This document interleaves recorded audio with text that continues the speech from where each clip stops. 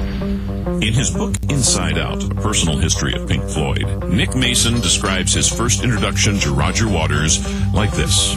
Roger Waters finally deigned to speak to me only after we'd spent the best part of 6 months studying at college together. One afternoon, as I tried to shut out the murmur of 40 fellow architectural students so that I could concentrate on the blueprint in front of me, Roger's long, distinctive shadow fell across my drawing board. Turns out, Roger just wanted to borrow Nick's car, a 1927 Austin 7 Chummy. So Nick diplomatically turned down the request, telling Roger that the car wasn't currently running. Rick Wright was also an architecture student at Regent Street Polytechnic, and during that initial year of college, the trio eventually found themselves in their first band together, Sigma 6. Hey, this is your Uncle Joe Benson, and within a couple of years, Roger Waters, Rick Wright, and Nick Mason had teamed up with Sid Barrett and landed a residency at London's Marquee Club. By then, they were known as Pink Floyd to the delighted youth of London's spontaneous underground, who would amass each Sunday afternoon at the infamous venue to witness the band's crude light show and psychedelic theatrics.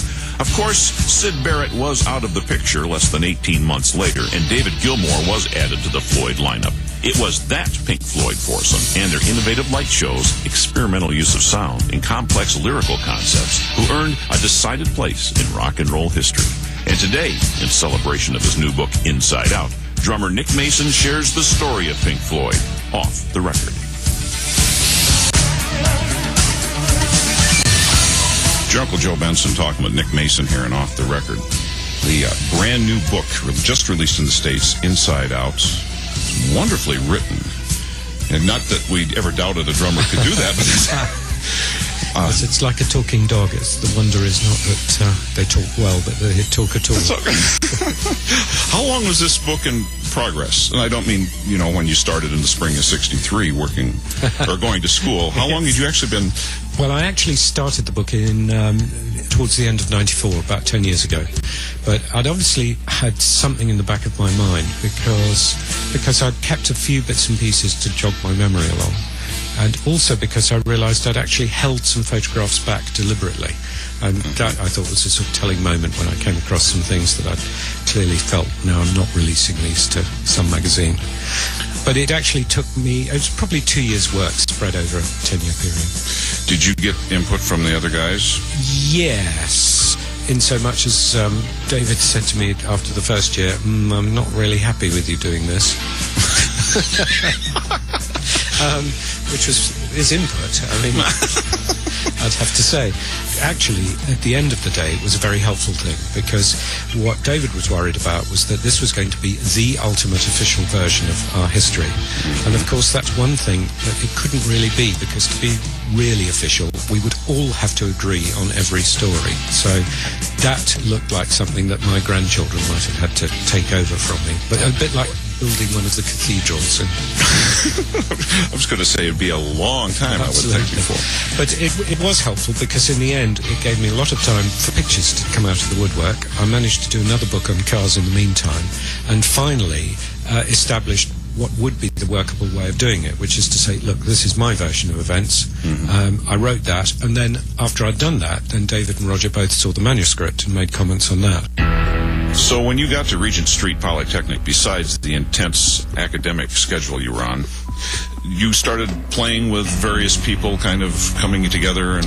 Well, what really happened was that I think there was someone it was a guy called Ken Chapman, and he was not studying architecture. I don't know what he was doing, but he was a songwriter, or was writing songs, and he needed a band to play some of these songs to a publisher. So he started asking around to see if there was anyone who played any instruments. And I, for some reason, put my hand up and volunteered as a drummer. And Roger and Rick both volunteered as well. So that was the sort of nucleus of it. Over the sort of next year or so, we had various other people who came in, played for a while and disappeared again.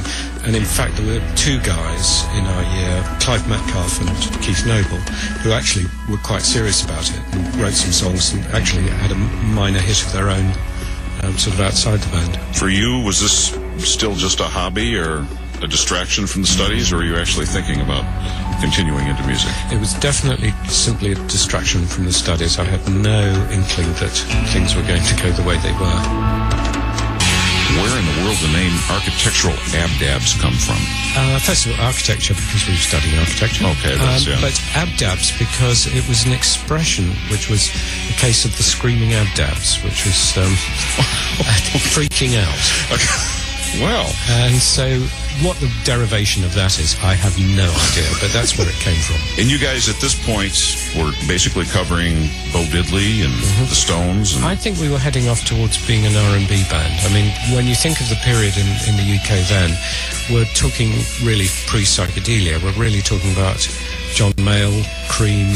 In fact, John Mayall, we're talking almost pre-Cream. We're talking about the Tridents, Jeff Beck, the Yardbirds, things like that. That's where we were heading. you tell a highly entertaining story about your first time you saw Cream. They were come and gone before I had a chance to actually move into the city to see when they came through, but the stories are manifest about how loud they were and how they played. And your first impression of Cream, though, was from a completely different aspect. What was that? My take on Cream was Ginger Baker, of course. So it was the sight of someone who, instead of being on a little riser behind the rest of the band, tapping away in rhythm, was actually this lunatic right at the front of the stage. And I thought, now that's what I call drumming. You had a great explanation of where the name Pink Floyd came from and how things are oftentimes found, like the Rolling Stones. It's always a last-minute thing. How did the band get their name? The band got its name from two blues guys. Okay. And I will tell you how the band got their name. On the strict understanding that one of the reasons I wrote this damn book was so that I would never have to answer this question ever again. I understand. Okay. So, on a strict understanding with your listeners that they will buy the book, the arrangement was that we were playing a gig somewhere in North London, I think at an RAF base, Northolt in Uxbridge, and we arrived to find that there was another band. They were already on stage and they were called the T-Set, which happened to be our name as well at the time.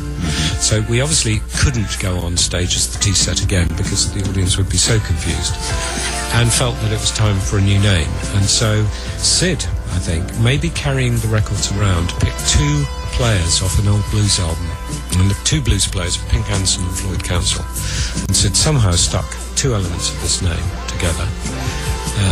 Anderson Council it was. And I'm so sorry. There is a real problem in letting drummers out on their own, isn't there, really? So Pink Floyd it was. By the end of the year, within a 12-month period from doing your first recording session, getting the record deal, doing all this stuff, by the end of the year, Sid was pretty much fried out. The U.S. tour, which wasn't very well planned or well executed, had gone on. And you were talking with David Gilmour. You actually were the first one to approach David. Yeah, I think I probably was. But I think that was just chance. You know, we talked about it. And funnily enough, I think probably Roger probably knew him better than I did. But I happened to run into him at the appropriate moment. Hey, you. In '68, Pink Floyd actually spent more time touring Europe to get away from England partly, or maybe that's where the gigs were, and that's when you kind of came together as a band. With David in there, the four of you worked together. I think we were frustrated by, Sid's condition. We'd absolutely determined that we wanted to be this band and we wanted to work, and I think we all really loved playing, and Sid definitely didn't want to do it. So it was a huge release, really, when we could just do the work. I think we did a lot of work abroad because there was a slightly different attitude to the music on the continent, particularly in France, whereas England was still steeped in the sort of top-ranked ballroom, which tended to have a policy that said you couldn't get in if you were wearing jeans. It wasn't quite where we wanted to be. And what was interesting was that at the same time, what was just beginning to open up was this whole university circuit. That's when we started to work more in England. Roger Waters assumed control of Pink Floyd and songwriting duties after Syd Barrett's departure in late January of 1968. And under Roger's leadership, Pink Floyd evolved from the Pied Pipers of the London underground psychedelic scene to one of the most influential bands in rock history. I'm Joe Benson, and coming up off the record, we'll skip ahead in Pink Floyd history with drummer Nick Mason to the making of the band's legendary album, The Dark Side of the Moon. Hi, this is Nick Mason of Pink Floyd. Welcome back to Off the Record with your Uncle Joe Benson. The album that became The Dark Side of the Moon was completely different in that you sat down and talked about lyrical ideas. absolutely. And Roger went away, and I think maybe there were a couple of songs in existence already, but then he went away and actually worked up songs based absolutely on what we talked about. So there was a theme, and there was a whole sort of motivation there.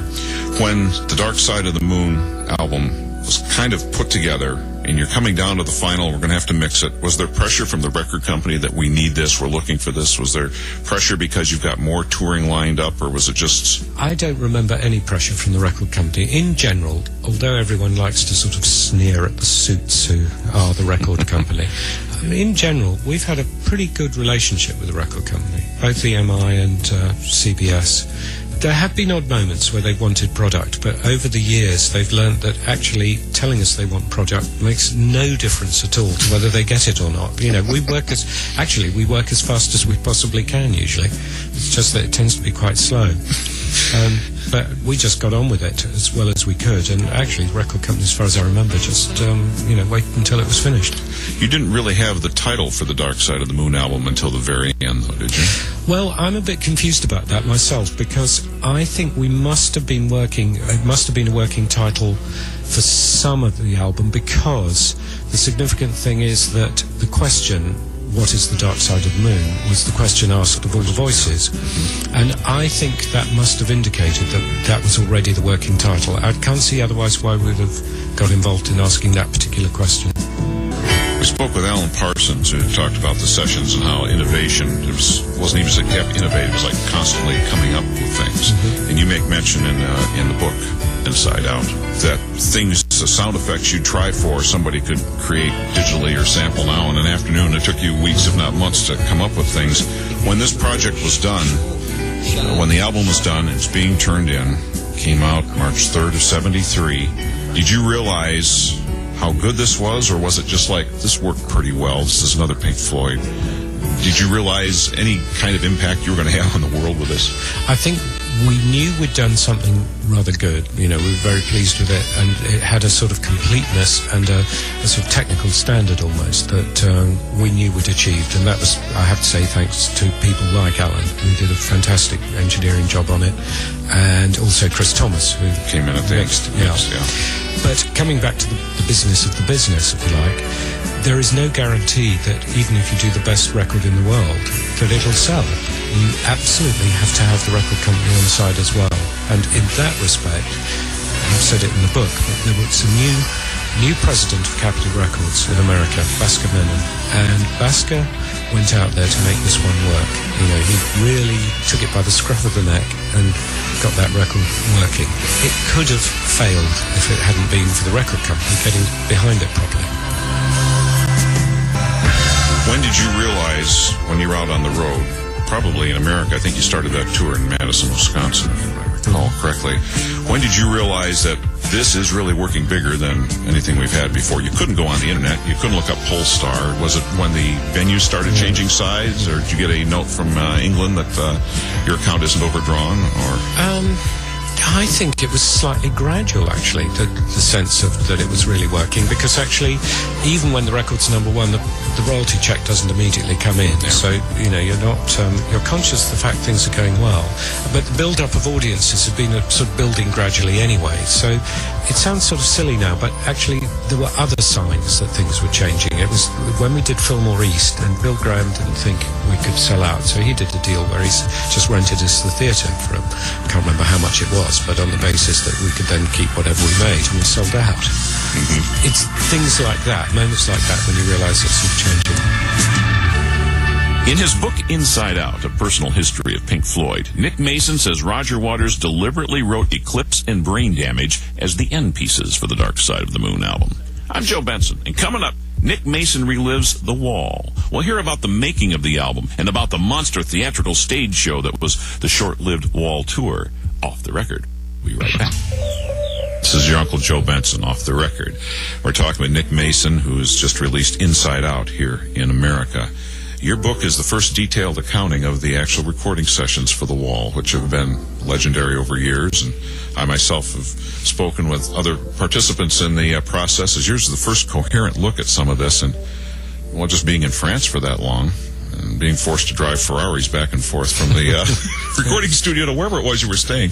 But there was some pressure there to get the recording finished. And was the vision clear to the band where you were going with the album during the recording sessions? Oh, I think so, yes. And I think in many ways that pressure actually helped get it done. And what was particularly notable was that towards the end of the sessions in France, anyway, we were running two studios. You know, we were using Miraval and Super Bear both at the same time, but I think they're 60, 70 miles away from each other, with vocals going on at one, guitars going on at another. I mean, you don't work like that unless everyone's pretty clear about what's meant to be going on.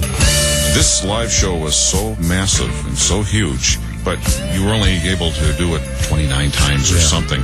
Do you look back at it now and said, knowing what we know now about touring and staging, gotta be fun to do a whole another string of those? Or it would have been, if we knew then what we know now, it would have been more fun? I'm not sure about more fun. I mean, it was fun to do when we did it, very satisfying. Yeah, I think it's to be regretted in a way that we didn't tour it more, because it was a good show, it was fun to play. It might have got a little bit wearing, because it was perhaps the most precise show we've ever done. And I would think it would be a bit like performing the Mousetrap on the West End night after night. You know, that there's very little room for manoeuvre. I mean, there is a little bit, but very little. But of course it is always very satisfying to turn an audience on, so we certainly could have done a lot more and enjoyed it. But on the other hand, it was a wildly expensive show to put on, and I'm not sure that we'd have ever made any money at it. And I have a limited interest in paying to go out and play music. David was doing a solo tour, and he played at Hammersmith Odeon, and invited you, and I believe Rick. Yeah.